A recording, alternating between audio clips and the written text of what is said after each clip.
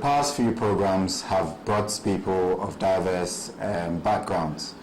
We've seen people in leadership, we've seen people in business, we've seen people in the media.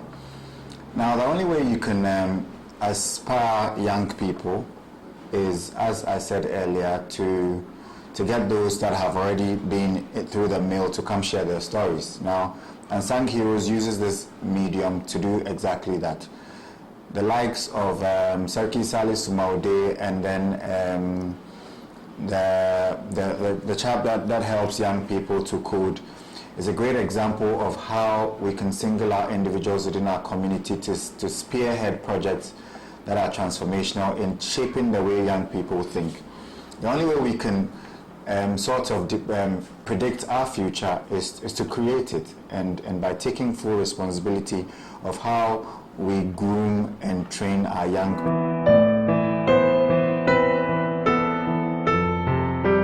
When the idea was brought to me about celebrating, trailblazers and path charters within our communities and beyond, those that have excelled and haven't been recognized or noticed for their contributions towards the communities, I thought it was a brilliant idea, because often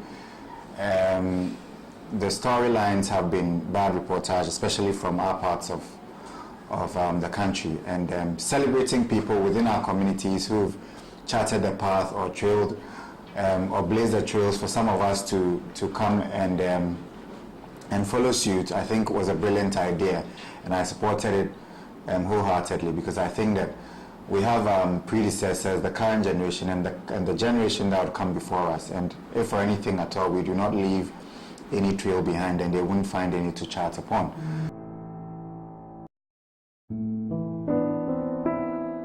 Of prospect. For now, many of your activities are seen in the social media space. I understand that you want to start a YouTube channel, which would generate some income for you as well, and then you also are looking at producing write-ups of people that are within our communities. I think that is generally a good thing to do, but I'd also wish that you sort of have a voice and a position, especially on issues that border within our communities.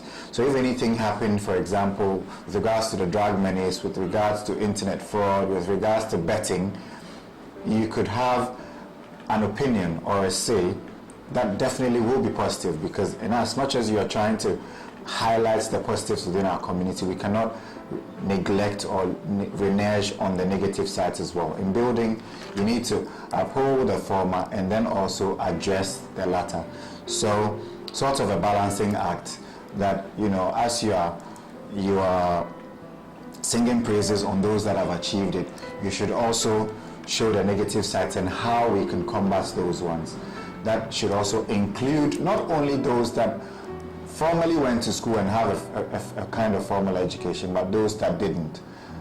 What I have noticed in our communities is that there's a sort of de-link between those that have been to school and can access social media and those that don't, so they feel left out. I think that we should have a way of including them within our spaces, and then inshallah we can all achieve a better goal for our community.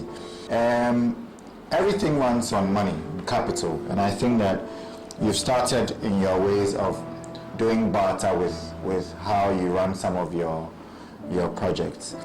I think being a social enterprise, you're looking at curing social ills as well as making some minimal financial gain also for your sustenance as well. So if you